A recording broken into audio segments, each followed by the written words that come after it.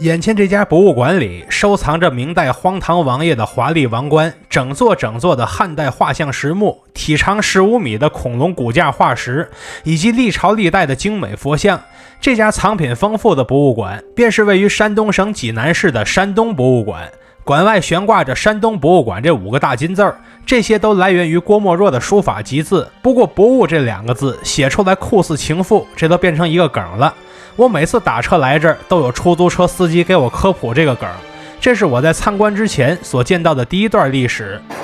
大家好，我是徐工，这次一定点关注，下次旅行不迷路啊！我目前在这个地方是山东省博物馆啊，在济南市，一会儿我们来好好的逛一逛这儿。我是在2025年4月过去的，参观前要注意，博物馆的存包处在外边，甚至连大包都能存。大箱子的长度大约是3拃半，存之前可以估算一下自己箱子的长度。进去之前先预览展厅分布图，1、2、3楼全都有展。这轮我们只看1楼、3楼，下一轮再看2楼。现在我们准备开始看展了，先从重量级的鲁王之宝展开始。这位鲁王指的是朱元璋的第10子朱谭，他15岁便成为鲁王，享尽富贵，但19岁时吃丹药吃死了。朱元璋觉得这个儿子太荒唐了，就给他的谥号定了一个荒字，视为鲁荒王。那么这个只当了4年的鲁王，生活到底有多么奢华呢？我们先来看冠冕仪仗，这开头的位置远看只是一幅画，近看才发现上边挂着一套完整的明代玉佩。这种玉佩是由多种零件组合而成的，戴这样的玉佩走路就必须稳重，如果步子乱了，震得玉佩稀里哗啦乱响，那就是失礼的行为。而附近的小金钩子则是如意云纹的形状，它就是明代的金如意钩。后一件很气派的帽子便是山东省博的镇馆之宝之一9流冕。按照历朝历代的规则，天子冠冕用12流，诸侯则用9流。它前后挂的那个珠串就是流，前后各是9串，这就叫9流。它可以阻拦戴冠冕者的视线，使其不见不正之物。侧面垂下的小玉球叫做冲耳，旨在令佩戴者误信谗言。最上方的板子叫做言板，它是前低后高的造型，旨在令戴冠者抚救民意。9流冕是黑色的，而在明代官帽大都沿用的这种黑色，这种帽子就被叫做乌纱帽。如果官职被撤了，那就叫丢了乌纱帽。下一件是9凤皮鞭，虽然这不是镇馆之宝，但它也是很重要的看点了。这是鲁王巡视、朝宾、上朝时戴的帽子，地位仅次于冕。它的上面镶嵌着158颗5色玉珠，侧面穿了一根固定发髻的金簪，前后则各有一个长方形金池。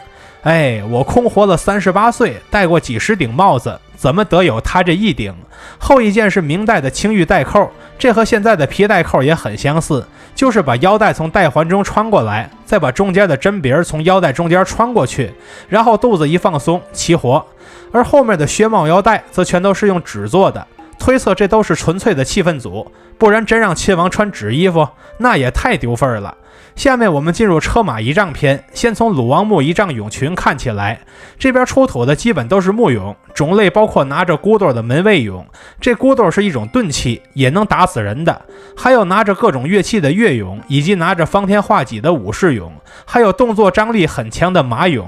明代的藩王个顶个的有钱，生前的排场是前呼后拥，死后当然也要做一套平替。木俑群的中间是鲁王坐的鹿车，他的级别是亲王，所以只能坐象鹿，也就是象牙装饰的鹿车，但他大哥太子朱标就可以坐金鹿。这边随葬的鹿车是一辆3元大车，一辆双元小车，车前支棱出来的木棍子就是圆，车座的外边有一圈隔窗，隔窗外边还有一圈护栏，这两者中间夹着一层回廊，这哪是车呀，分明是一座移动的木构建筑。再往后是一组煞，我说煞这个名字可能很多人反应不过来，但你一定见过这样的画面，也就是贵族坐中间，两边的侍妾举着大扇子站在那儿冲门面，这大扇子就是煞。这个煞字写出来，下边是一个侍妾，上边是一个大羽扇，这还是挺传神的。到了墓葬这边之后，羽扇则换成了木头扇，墓中一共出土了6把煞，完全合乎《礼记》中的诸侯规格。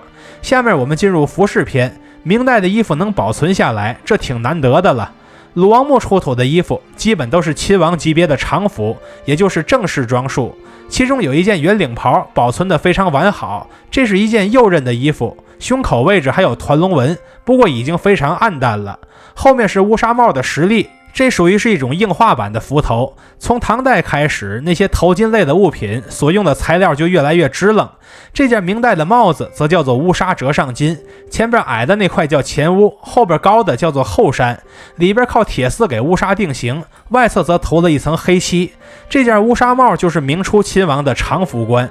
往后是一件短袖的搭户，同样也是右衽，这是从元代流行到明代的款式，连名字都是从蒙古语中给继承下来的，一般都穿在圆领袍的里边，偶尔也会外穿。下一件是交领窄袖黄缎袍，也是右衽，不过交领的区别在于从前襟开始就交叉了，而不是圆领那种一条线下去的。然后是一条散装的玉带，这样的玉带得是皇帝或者亲王以及高级官员才能用。玉片的花纹用的则是灵芝纹，带扣则是金的。后面是一顶笠帽，这是一种实用性的帽子，虽然不那么华丽，但外边有一圈宽枝檐，遮风挡雨是很给力的。不过它外边的纱布已经快烂没了，只剩下竹子和铁丝做成的骨架了。附近的这串珠子是配合笠帽穿戴的帽珠，它是用12颗果核、12颗珊瑚珠子隔一挑一穿出来的帽珠串。果核本身不稀奇，但它外边加了好多金线，这个价值一下子就上去了。再往后是一件镶宝石金带饰，这种饰品堪称是历史悠久，而到了明代，宝石的种类愈发丰富了，它也变得愈发华丽了。这中间深蓝色的是蓝宝石，上边方形深绿色的是祖母绿，左右圆形绿色的是猫儿眼，粉红色的是红色尖晶石，天蓝色的圆石头是绿松石，白色的珠子则是贝壳珠。然后看这件炝金云龙纹朱漆木镶，其外侧通体朱漆，四面则是炝金团形云龙纹。那什么叫做炝金呢？这指的是在朱漆的表面先刻出一些槽来，然后把金箔贴进去，再研磨平整，这个过程就叫做炝金。我们刚才看到的九流冕和九凤皮鞭都是在这个箱子里发现的。下面我们进入安荣养尊篇章，看看鲁王日常的奢华生活。先看这件弯腿带托尼贡案，它上面原本是有朱漆的，不过已经掉差不多了。不过名字里说的托尼是什么呢？下边这四方架子就叫做托尼。那时候室内地面质量很差的，所以安装这么个玩意儿，拖着家具的足不让它陷进泥里，这就是托尼。而这四个足中间的空隙便是熟悉的捆门了。后一件是青白釉云龙纹盖罐，它这个造型不复杂，花纹虽然繁复，但也模糊不清了，所以这都不是重点。重点在于人们在出土的罐子里发现了不少水果、肉类、大米、鸡蛋、蔬菜之类的东西，想来是给王者享用的。然后我们进入家居名器篇，这边都是微缩版的随葬家具手办，也是元末明初家具风格的缩影。看这件木屏风下仍有捆门，后边一组饮食类名器里的桌子，它下边仍然是捆门的造型。我之前在辽金寺庙视频里说过，捆门以前用在寺庙里，到了明清之后就给转移到家具上了，这些实物就是明证了。再往后是一面云龙纹铜镜，这面铜镜好啊，它好就好在断代比较容易，左边明确写着洪武6年5月日造，右边是一条云海中的浮雕龙。在明朝怕是只有皇帝和亲王敢用这个样式的镜子了。下面我们进入纺织品篇，刚才咱们看了好多衣服了，所以重复的就不细看了，重点看前面没见过的。看这件万字白绫带，它这个万字在左上角和右上角并不是很显眼，不过下方的如意纹倒是很好辨认，和前面的如意金钩的造型完全相同。如果把这种系带挂在腰上，那么垂下来的一节就叫做身，所以能被称为身的人都是系着这种腰带的，而且地位非凡的人。再往后是卢府全壁篇，展出的是王府文房中的珍贵玩物。头一件是唐代的天风海涛琴，这便是鲁王的藏品之一。如今琴弦已经没有了，只剩下桐木做成的琴体。然后是一套琉璃围棋，历经了几百年的时光，这些围棋子儿想来也有破损，因为很多黑子儿白子儿上边都有石膏修复的痕迹。棋盘则是用纸做的，这么多年过去了，上边的线居然还都在。装棋子的罐子则是炝金山字纹黑漆夹柱罐。炝金刚才说过了，夹柱是什么工艺呢？这个指的就是先弄一个泥胎，然后用麻布加黑漆裹在泥胎外边，涂好些层，最后把泥胎拿下去，留下的器物就是夹柱罐。看完玩物，终于到文房之宝了。鲁王这样的级别，文房里不能只有4宝。看这边的鹿形镇纸是用水晶做成的，毛笔的笔管分别是用象牙和玉做成的，白纸就是普通的纸，但上面还有花纹。木块的上边写着蓬莱禁于4个大字，后面还有很多书画，但我去的时候放的都是复制品，因为这玩意儿比较脆弱，所以原件是难得一见的。最后我们来看朱檀木本体，我们从照片中发现，朱檀木的明楼屋顶上面覆盖的是绿色琉璃瓦，后面的宝城不是圆形，而是铲子头形状的。毕竟鲁王是诸侯，所以瓦色和宝城的形状都得比13陵低级一些。当初发掘朱檀木时，人们从他的遗体下边发现了19枚洪武通宝金币，指的是他只活了19岁。鲁王墓的位置在山东邹城，对外免费开放参观，但要提前预约，感兴趣的朋友可以多关注一下。至此，我们就逛完了在山东省博1楼的第一个展厅。现在就这么大阵仗，后边什么样简直不敢想。现在我们来到佛教造像艺术展厅，这是我个人最喜欢的一个展厅。这边的展览是从北朝篇章开始的。先看北魏的比丘道修造弥勒佛像，这是传统的寿弥勒，衣服是典型的包衣博带式，其双手皆有残损，难以辨认细节。脚下所踩的高台则是双层覆帘，头顶圆光区域的外侧除火焰纹外，还有一圈霁月天。另外，淄博出土的弥勒佛像，其头部也是非常近似的画风，证明这是一种流行的风格。弥勒佛是释迦牟尼的继任者，也就是未来佛，未来拜。然后是孙宝喜造背屏3尊像，中间的主尊头部缺失了，双手也严重缺失了，但能模糊地辨认出左手向前结与愿印，那么缺失的右手大概率是无畏印。山西省博的北齐释迦7尊像是这个配置，天水中西佛阁的佛像是这个配置，青州博物馆的贴金彩绘石雕佛立像是这个配置，青岛世博的北魏丈八佛还是这个配置。因为这个配置太固定了，所以推测这缺失的右手十有八九也是无畏印。造像的基座中间有一个博山炉浮雕，两侧各有跪着的供养人浮雕以及狮子浮雕，文字则是关于供养人孙宝喜以及身份不明的女供养人房令妃的记录。后面是北魏的贾之渊造背屏3尊像，这是保存的较为完好的一组造像，不仅正面的飞天以及周遭的小佛像保存的好，连背面的千佛浮雕保存的也非常完好。我们也不难认出来，这是一佛二菩萨的配置，佛衣也是包衣博带式。其中有一个细节是之前没发现的，那就是佛和菩萨中间还夹杂着2个官员装束的供养人，这大概率是造像人的肖像，也就是贾之渊和他的妻子张宝珠了。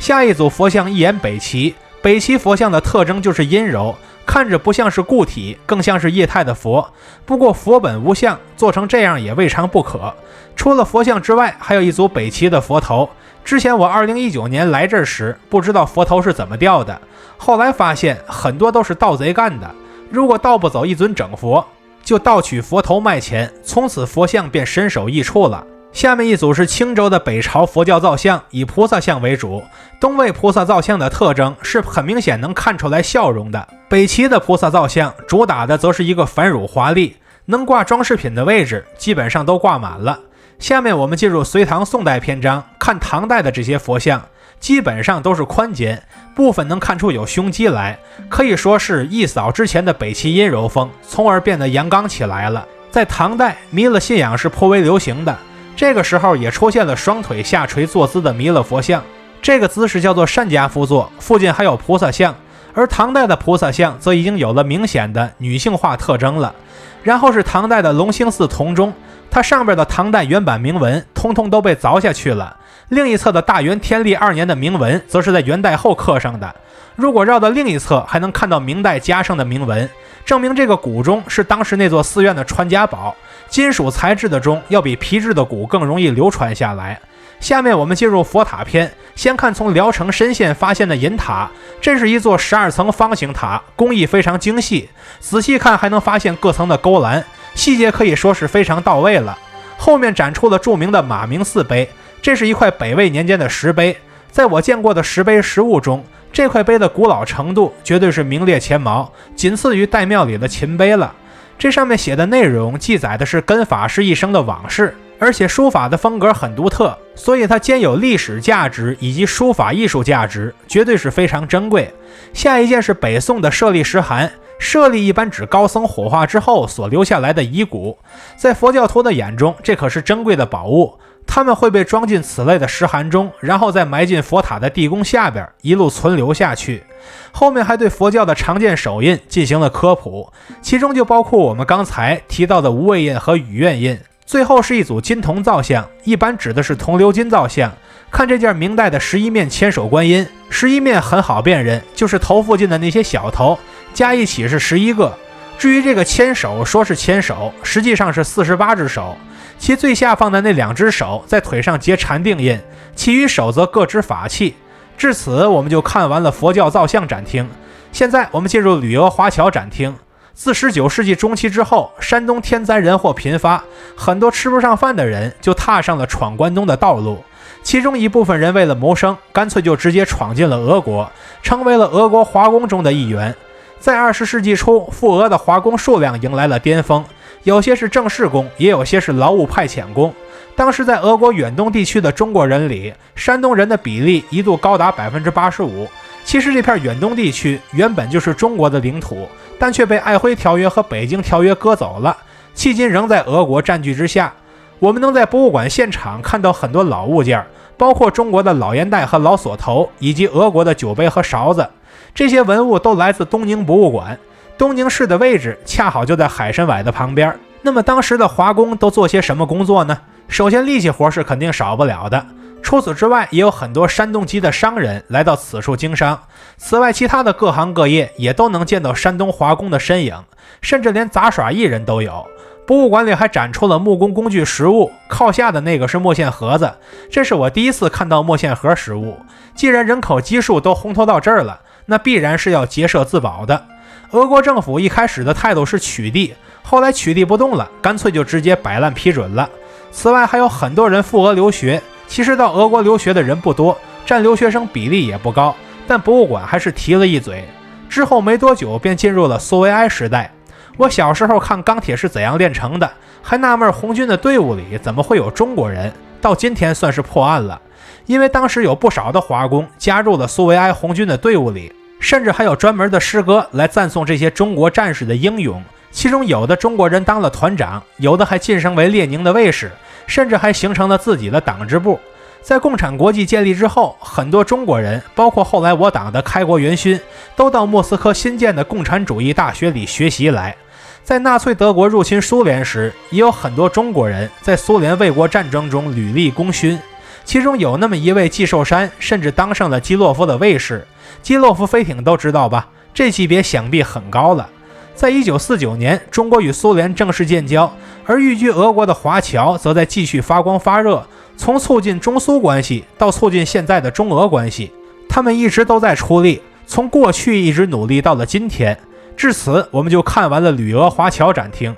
现在我们来到隔壁的汉画像石艺术展厅，对于此类文物的研究也归入了金石学的范畴。这里可不只有画像石，开场第一件就是淄博出土的东汉石狮子，这是用青石雕刻而成的，脖子上刻着工匠的名字，叫做刘汉，洛阳人士。他留下的这石狮子属于中国现存的最早的那一批石狮子。下一件是东汉牙相刘神道著，正面的篆字只存留下来3个，这3个字便是牙相刘，雇主是琅琊相刘军。侧后方的这些字则是后人加刻的铭文，但距离很远，没法细读。字的附近是一对猛兽的浮雕，这是一对赤虎，赤虎是龙生9子中的第8子，除了名字像虎之外，其余哪都像龙。然后是东汉的孙氏阙，它的屋顶就是个简单的方形，阙身上的画像则是乐舞杂技以及各种神兽等等。它具体的年代是汉章帝元和2年，所以它在有纪年的汉阙中是历史最悠久的一件，已经拥有了近2000年的历史。再往后是东汉捧盾石人，不过磨损的比较厉害，盾块和胳膊融为一体了。这种石人的身份对应现实中的门吏，在墓中也是守门的主。后一件是西汉的标孝禹碑，这是一块简单的圆手长方形碑，正面是2行大字，内容为和平3年8月丁亥，平邑城里标孝禹。和平这个年号对应的是汉成帝，也就是和赵飞燕姐妹玩斗地主的那位。其外侧的小字则是同治年间发现碑的那几个人所刻上的传心记录。然后是东汉的朱伪石室，这是现存的最大的汉画像石祠堂，外形是面阔2间的悬山顶房屋式建筑。不过在博物馆视角很难分辨出这个是悬山顶，而且实物的距离比较远，但好在它会用声光电的效果来为我们复原那画像石上的那场热闹宴会。后面的东汉宋山1号祠堂距离观众比较近，可以看一看细节。它的基座分为2层，上层是菱形纹与五铢钱交错，下层则是狩猎图，画面里有很多骑着马牵着犬的人。要么古人为什么总说犬马之劳，我们听着没什么感觉，但经常狩猎的古代高层人基本上一听就能秒懂。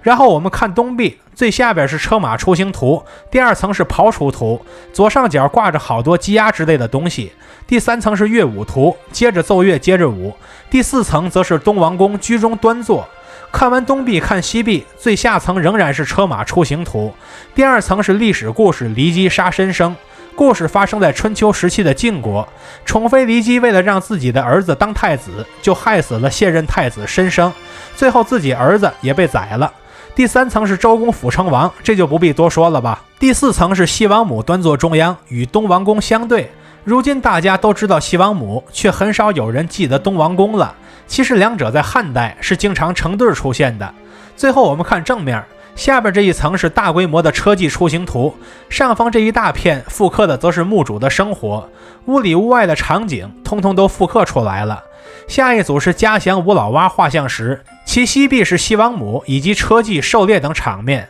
正面的楼阁人物中明显刻着顾太守3个字，右边2个人身上则刻着丁卯和11月，下方则是备车图，把这些都综合到一起，便是对太守日常生活的记录。后面是一些单体的，有东汉吴老洼的另一块画像石，上面是周公辅成王，下面是泗水捞鼎。秦灭6国时，周王使陈九鼎于泗水，秦始皇派人去捞，结果没捞上来，这就是泗水捞鼎。后一块从上往下数，第2层是孔子见老子，第3层是骊姬杀申生，都是我们熟悉的故事。然后是一块仿制画像石，之前的车马楼阁之类的元素我们都看过了，重点看点没见过的。它的仿制区域在从上往下的第2层，有一个很大的圆形纺车，周围也有很多人在现场忙活。它的右边是武库，里边有很多兵器和盾牌。后一块是永寿3年祠堂题记画像石，上面的大莲花很抢眼，花朵里还有井字纹。至于永寿3年的字样则被刻在了左边，而在题记的旁边还能看到鱼的轮廓。旁边的杨岁富贵画像石，这看起来像是个对称的版本，主要的元素都是一样的。它的名字来源于旁边铭文中的杨岁富贵这4个字。后面是一件扑手衔环画像石，它的上半侧是我们熟知的扑手衔环，两侧则是凤鸟，下半部分则是2个人和2匹马，附近还有融合版的扑手衔环，把伏羲女娲交尾图也融合进去了。这附近还有一块3阳开泰画像石，古代阳字和祥字是同音，同有吉祥寓意。如今读音虽然变了，但祥瑞的寓意却传承了下来。与之含义接近的是双鹿画像石，鹿通鹿也是一种祥瑞。后面的楼阁双穴画像石则是把瑞禽瑞兽、扑手衔环以及楼阁人物通通给组合起来了。然后是西汉晚期的金香相承堆固堆石椁墓，这是画像石的另一种形态，也就是把近似的工艺给罗列到棺椁的侧壁上了，但这边的花纹不那么繁复，只是简单的罗列而已。再往后是一组壁画，这些是画上去的，不是雕上去的，所以色彩看起来会更鲜艳一些。这都是东汉的壁画，在平时的旅途中是很少见到的。最后是济南长清大街的画像石墓，这个重点展示的不是细节，而是被复原的结构，是对展厅所做的一个提纲挈领的总结。至此我们就彻底看完了这个展厅。现在我们进入草原吉金鄂尔多斯文明展，这边展出的鄂尔多斯文物有个显著的特点，就是特别爱用动物纹。我们挑几件来看，比如青铜器中就有战国时期的人面青铜锥，上面就有个人脸，这描绘的是一种站在食物链顶端的动物，它不算最典型的。另外这一组青铜器上面用的是猪羊牛之类的动物造型，这些更典型也更为常见。后面展出了游牧民族的青铜腹，因为他们要逐水草而居，所以设计出2个便携的耳朵，以及下方的天然三脚架。这三脚架的学名叫镂空高圈足，可以直接在底下生火煮饭，免去了搭灶的工作。它的时代对应的是中原的汉朝，画风也和汉代青铜器一样，没有繁缛的花纹，只有实用的性能，其中比较复杂的也不过是加点阳形花纹，仅此而已了。然后我们进入兵器篇，这边展出了从西周往后多个朝代的青铜短剑，这是马上民族的常用兵器，其中有一件带鞘曲刃狼马纹青铜剑，剑鞘上有狼和马的阴刻浮雕，它的动物纹风格最为鲜明，后边有一柄短剑，说是鹿纹柄，这造型太抽象了，实在是不好辨认。后面有个战国的流星锤，这算是远程兵器吧，但在过往的博物馆之旅中，我几乎就没见过青铜流星锤，但草原文明中就有。之后是一组青铜刀，这是宰杀分解牛羊的利器，吃熟肉也能用得上，所以出土的青铜刀数量极多，甚至都得单独挑出来说。这刀柄上又是各式各样的动物造型，有些比较好辨认，比如这边的牛首青铜刀，这牛头一眼就能认出来，但战国的双虎纹柄青铜刀就不太容易辨认了，这属于是两只老虎跑得快，一只没有尾巴，真奇怪。附近还有鹿首青铜刀，它这个鹿首不是重点，但这个弧形的造型很拉风啊。下一组展示的是我们在小学历史课本里学过的鸣笛，当初知道它射箭带响，如今看了实物才知道，原来箭足和箭尾上都是带孔的，这样射飞出去之后，风一吹自然就有很大的声音。不过真实际应用起来未必真就好用，因为它太粗大了，不如细长的实心箭足灵巧，说不定还是个气氛组。后一种是我们平时很少见到的兵器，这个叫做青铜鹤嘴斧，用途是给它安在长木柄上，然后用尖头敲爆敌人的头，这个造型很像鹤嘴，所以叫鹤嘴斧。而中原王朝这边与它对应的武器是戈，鹤嘴也换成了刀刃。然后进入马氏锯篇，游牧民族及马上民族，所以他们的马氏锯花样绝对不会少，而且动物型花纹用的是比较多的。这类文物中的青铜挂钩很让人印象深刻，根据专家推断，这是本人固定在马背上的工具，从而可以解放双手，方便拿武器。后面的车辕装饰用的也是各种动物头部的造型，还有战国的双驴伫立型青铜圆雕饰件，这个完全看不出实用性，可能是纯的装饰品。另外还有几个战国时期的羊头型竿头饰，车的竿头能是什么呢？十有八九是车位，而后面的其他车位，其外侧则多用食草动物圆雕造型。下面我们进入图腾崇拜篇，开场就是一堆动物形状的杖手，说白了就是权杖头，各种各样的动物都有。这些权杖所代表的是草原民族的自然信仰，说明草原上的神职人员，也就是萨满，还是很有存在感的。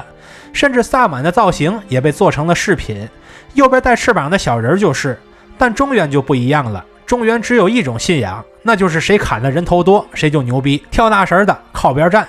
然后我们进入装饰品篇，这边最有存在感的文物就是著名的鹰顶金冠了。虽然只送来了一件复制品，但这也非常珍贵了。它的最上边是一个雄鹰，绿松石的脑袋，黄金的身子，脚下踩着一个半圆形金球，最下方的金圈则是绳索纹加兽形的图案，总体的造型是非常的精美，工艺也很是先进。这件金冠成功让我对鄂尔多斯种草了。这边的其他饰品也和鹰顶金冠一样，多用动物元素，有些比较简单，就直接把动物放在外边了，有些比较抽象，得仔细看才能看出两个驴头来，有些则比较生动，一眼就能认出是马来。后边有一大类方形的青铜装饰品，叫做饰盘，它的作用近似于今天的腰带扣，其外侧多用鎏金工艺，其中有些比较奢华，整件都是用纯金做出来的，甚至个别的饰盘上还镶着各种宝石，其造型上则是多用动物型装饰，与其他物品风格是统一的。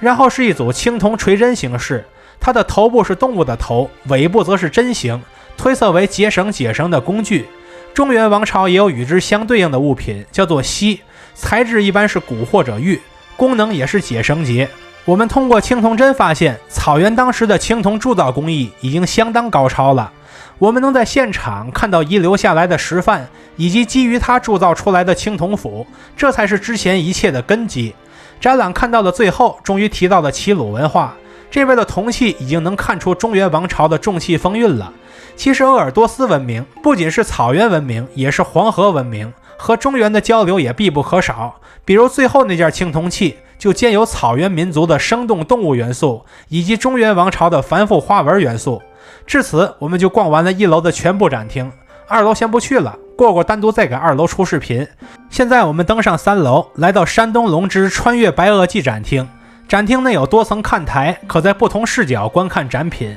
这边有多级沱江龙的骨架化石，这是植食性恐龙剑龙中的一种，因其背部有大量的剑板而得名。推测这些剑板是用来调节体温的，尾部的刺才是真正的抗敌武器。后面是山东新泰狮氏盘足龙的骨架化石，这是一种犀角类的植食性恐龙，体重在3吨左右，在恐龙中算大的，在巨龙中算小的。下一个是巨型诸城暴龙化石，这是白垩纪时代的大型肉食恐龙，高4米，重6吨，在亚洲肉食恐龙里是最大的，因此属于是顶级掠食者。然后是新中国发现的第1只恐龙，也就是棘鼻青岛龙，它属于是杂食性的鸭嘴龙，一般用后腿行走。后面这位更是重量级，它便是展厅的主角山东龙化石，这是一个巨大的鸭嘴龙。在1964年，人们首次发现了山东龙的一根骨头，之后又连挖了4年，连续掏出来了30多吨恐龙化石，最后拼出来的成品体长15米，高8米，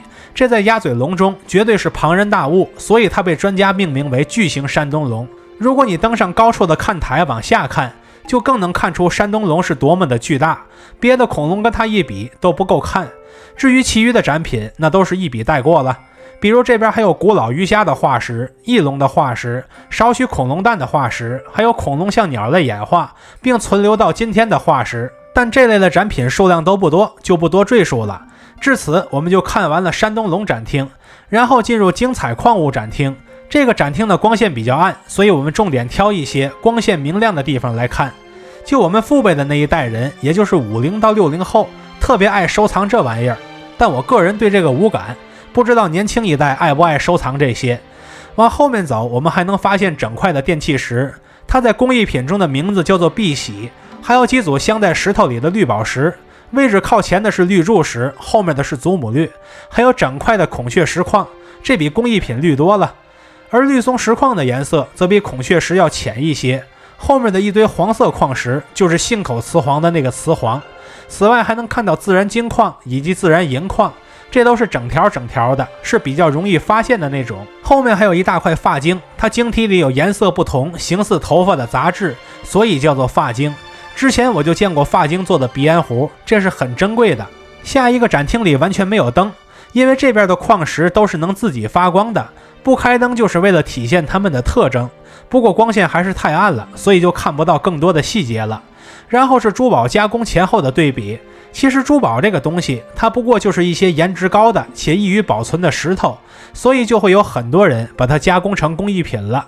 看到最后，我们发现我们日常用的很多颜料其实都是用矿物加工出来的。在没有化学合成的年代，人们只能从矿物中提取颜料，但在如今这个时代，人们对矿物质的应用水平又上了一个新的台阶，从而开发出了更多的可能性。至此，我们就看完了这个矿物展厅，然后沿途的3个展厅，包括海洋贝壳展、考古成果展以及甲骨文展，都是未开放状态。那么现在我们进入开放的非洲野生动物大迁徙展厅，这边的展品也是出自肯尼斯贝林的捐赠。咱们之前在好几家博物馆里都提到过肯尼斯贝林这个名字，他诞生于1928年，正赶上了美国的大萧条期。在上大学的时候，他退学创业，办起了贝林汽车，之后又做了房地产，最终发家致富，走上了财务自由之路。之后他开始回馈社会，其中一项功绩就是在世界各地收集动物标本，然后再捐赠给各个博物馆。中国有好几家博物馆都曾接受过他的捐赠，而眼前的山东省博更是收藏了贝林的近300件藏品。眼下我们看到的这些动物标本几乎都出自他的捐赠。这个展厅里有个场面，我从2019年开始一直记到了今天，那就是挂在蓝天之上的一架飞机。看到它与下方的场景同步出现之后，就真有一种身临非洲大草原的感觉。现在我们来到下个展厅，走进考古。第一主题是开宗明义，介绍考古是什么。考古的概念就是通过田野考古获取的实物来研究人类的历史，这不仅包括人类的文化历史，还包括自然与环境。当然了，文化历史类的文物在各个博物馆中的地位仍然是压倒性的多。第二主题是考古学的基本原理和分支，其中包括梁思永提出的考古地层学，研究整体环境的考古聚落学，还有按器型分类的考古类型学，也就是根据器物外形的变化推断出它们所在的不同时期，以及关于这些时期的更多细节。第三主题是考古学的发展史，它发轫于古老的金石学，其中的金石学名家王懿荣就是山东烟台人，而仰韶文化的发现则一般被视为中国现代考古学的开端，甚至非仰韶地区的文物也会用仰韶文化这个名字来归类。梁思永主持编写的《程子崖》则是中国第一部大型田野考古报告，书名中提到的程子崖遗址就在山东济南市的章丘区，这个遗址与龙山镇特别近，所以人们将程子崖遗址为代表的文化遗存命名为龙山文化。随着考古学的逐渐发展，中国建起了第一个碳14实验室，也建成了很多考古遗址公园，普通人也有了更多了解考古成果的窗口。后面是考古调查的步骤科普，一上来先是做攻略，然后实地调查，最后形成记录。其实我们旅游博主也是这一套流程哎。然后是考古发掘的简单科普，一般来说现在仍然采用探方发掘法，也就是挖出方格，再给每个格子编号，各自交给专人负责。我目前见过的遗址中，这种方式还是比较主流的。之前我去甘肃天水的大地湾遗址，就见到了那边的探方实物，这个探方很小，但是很深，一眼是望不到头的。在采集完毕样品之后，大部分都用塑料袋分装好，并且加上对应的记录，方便后期进行归类、整理和研究。比较脆弱的那些则放进收纳盒里分装，至于最脆弱的，像金代壁画木这类的，就得整个提取出来，不然就容易破坏了。之后就是资料整理了，比如分析碎陶片归属于什么器具，方便后期修复，还有器物的组合与阶级的分化有什么关系，以及通过植物考古分析3000年前的济南人吃什么，附近发现的碳化道就是答案。此外还有动物考古，这些存留下来的物品都是古代生物场景的明证。此外还包括人类骨骼考古，可以通过遗骨看出古代人类生活的种种细节，这一切都会被归入资料里，成为考古学的珍贵成果。根据考古结果显示，中国的人类史有上百万年之久，现场展示的夷原猿人遗物就拥有60万年的历史，巴山遗址群则拥有10到1万年的历史，它属于是打制石器的旧石器时代。至此，我们就逛完了走进考古展厅，算是了解了一些最基础的信息。最后，我们来到建馆70周年展厅。山东省博的前身之一是英国人建造的广志院，在清末以及民国期间，这边每年的观众就多达几十万人了。而广志院的展品是包罗万象的，不仅包括历史类展品，也包括自然类展品。它的另一个前身则是始建于1909年的山东金石保存所。我们刚才看到的汉画像石、碑刻之类的物品都是那时候保留下来的，可惜抗战期间损失了不少，不过其中也有相当一部分在历经波折后终于也回归了。在1952年，广志院被收归国有，并被转化为山东省自然博物馆筹备处，而山东博物馆的筹备工作也就此开始了。除了前两者之外，还有一个山东自然科学教育研究所也被并入了省博筹备处。看看那时候的展览海报，画风很直观很科学，看了基本就能懂。在1954年，山东省博的建馆委员会正式成立，这一年被定为建馆年，3年后正式挂牌。当初的广志院等地一度用来充当博物馆的展厅，但我们如今所在的山东省博已经是第3代新馆了。这边在过往的几十年里曾经办过好多展览，可惜我当时完全不懂这些，直到2019年我才初次来到山东博物馆。到了2025年，我才算把这个视频给拍了出来，也算是让更多的人看到了山东省博的精彩。其实直到现在，我们也仅仅是逛完了山东省博的1楼和3楼，就已经看过了这么多的宝藏。其实鲁王墓的奢华已经让人叹为观止了，而汉画像石的藏品规模那更是极为齐全，很少有比这更齐全、更系统的了。至于3楼的自然类展厅，那就更是包罗万象，无奇不有了。这便是齐鲁大地为每一个参观者所带来的震撼体验，但仅仅是一半的震撼体验而已。至于10大镇馆之宝，我们也只看到了一件。在下一轮的内容中，我们就要去到山东博物馆的2楼，从山东古老的石器时代看遍历朝历代的历史，也把其余9件镇馆之宝给通通看过来。感兴趣的朋友们，不妨点赞、收藏、加关注，和徐公一起读城，一起旅行。